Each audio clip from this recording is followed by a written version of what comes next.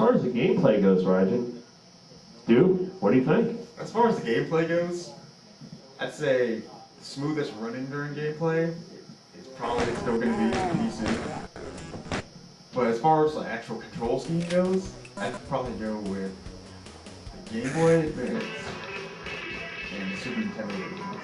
Probably being the easiest ones to control, considering they let you use trigger buttons to strafe left and right. But other than that, I mean, what else is there to say? The frame rate on the Sega Saturn version basically makes it almost unplayable. Albeit, and also, even though the Saturn controller has trigger buttons, you can't strafe with them. The Jaguar controller is just one of the worst things ever made, so playing with that is a pain. 32X version isn't too bad. It's not horrible to play with. I mean, the strafing's a little bit weird. You have to like hold down X and hold down left or right to strafe. And Doom 64, I personally hate the Nintendo 64 controller. I think it's one of the worst things Nintendo's ever made. So that control scheme is you can only choose one direction to actually strafe when you're shooting. So you can't hold down like the left and then use joystick and then shoot, or you have to hold down the right and then joystick to shoot. It's just horribly done. What's your take on the game? Well, Rajan, as far as the gameplay goes, I'm going to have to agree with you here. The Saturn version, because of the frame rate, is practically unplayable. The PC version was excellent. However, I know a lot of people are going to get me on the keyboard versus controller debate here, but you can't. There's no triggers to strafe with. You actually have to hold the button and then hit like the left or right directional pad to control to fire and alt to strafe. So it's a kind of a pain. The best control scheme overall, though, would have to be the PlayStation version. Solid controller design, use left and right triggers to strafe and fire. It makes it a lot easier. And now it's time for one of my favorite sequences. This is the one where we're talking about what's currently going on in the gaming industry. You know they're acting like it's down now. You know but you're acting like it's down now. You know they're acting like it's down now. Okay. Now this month's question is actually about some sad news in the gaming industry. It's been recently announced, or by this time a month ago, that 3D Realms has closed its doors. Yeah, that's right. The makers of Commander Keen, Duke Nukem 3D, and eventually, and at this point probably never, Duke Nukem Forever, have closed their doors for good. They also made Prey to those who are following their career span. Rajan, 3D Realms closing. What's your take on it? It was a sad day for the gaming world.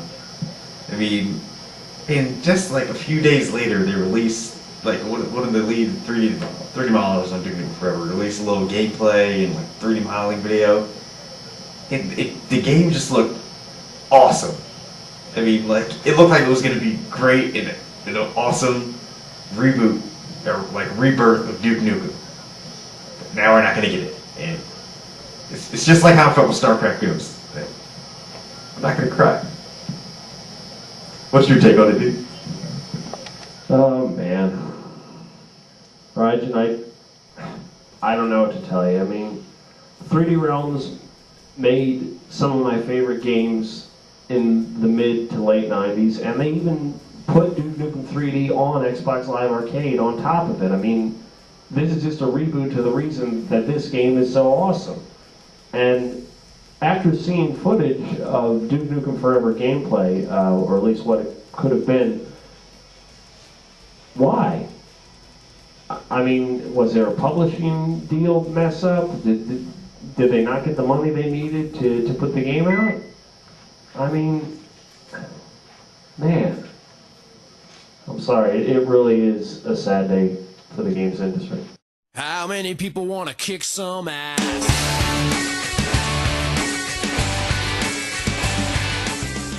Fun tip for the PC version, I'm sure everyone's done this at least once, but putting in the cheat codes, ID Cafe and ID DQD for God mode and full infinite ammo, I mean, that makes the game so much fun, just blazing through a nightmare mode, having infinite ammo, blazing through everything, of course, makes everything fun, but of course, can't win the game with the codes on. So, I mean, if you just want to have some fun mowing through everything, which I'm sure everyone's wanted to do on every single FPS they played, then you could do that. What's your fun tip, man? Here's how you kill the Cyber Demon. When you get to the end of episode 2, you're going to run into probably the nastiest boss you'll ever face in Doom, besides Doom 2, and that's the Cyber Demon. How to kill him, though, is surprisingly easy. You're going to have the rocket launcher at this point, so you just want to keep shooting rockets at the Cyber Demon.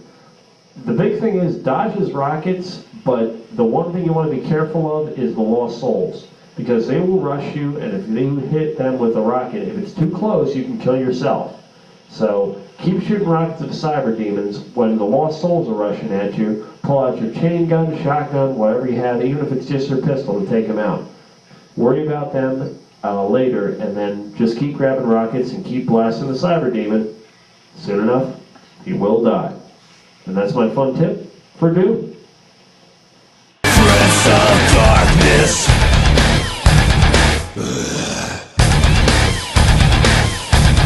Okay, so for my score tally, I've decided to highlight 2 versions of the various versions of Doom. The first one that I've decided to highlight is the 32X version. And the second one is the PlayStation version. Now between these 2 versions, there are quite a few different subtleties.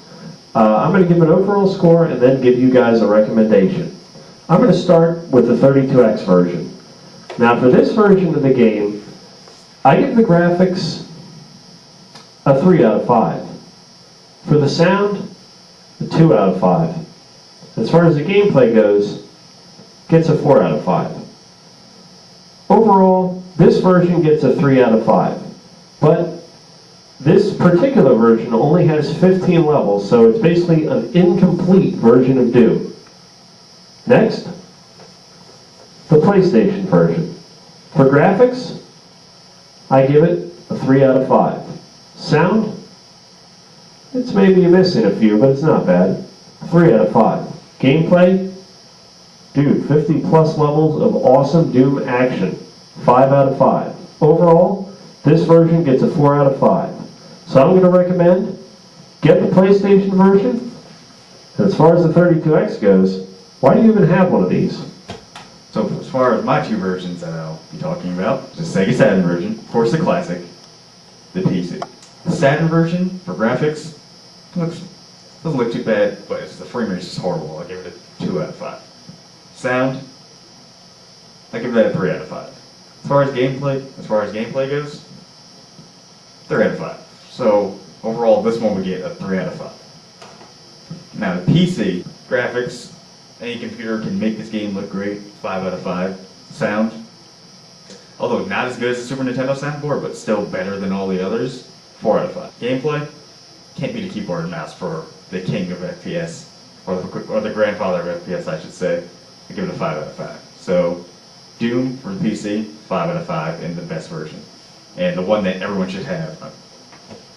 Saturn, not sure how many people still have a Saturn, or have ever gotten one. So don't even bother ever trying to play this version.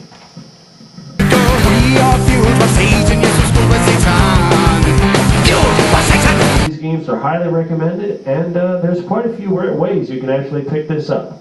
If you want to get the recommended route via either Newton 13 or Rajan's Tips, you can get this on eBay pretty easily, or you can download it directly via Steam, directly to your hard drives. If you're too lazy to go on Steam or too cheap, you can just get Doom 1 on Xbox Live Arcade right now for a mere $5. Okay, thanks for watching this month's edition of the Gaming Roundtable. Next time on the Gaming Roundtable, we're going to be reviewing another game. Well, I think it's about that time where the good games end. So, in regards to that, and we'll see you next time. When you see my face, hope it gives you hell, hope it gives you hell. When you walk my way, hope it gives you hell, hope it gives you hell. If you find a man that's worth the damn and treats you well, then he's a fool, you're just as well. Hope it gives you hell, I hope it gives you hell.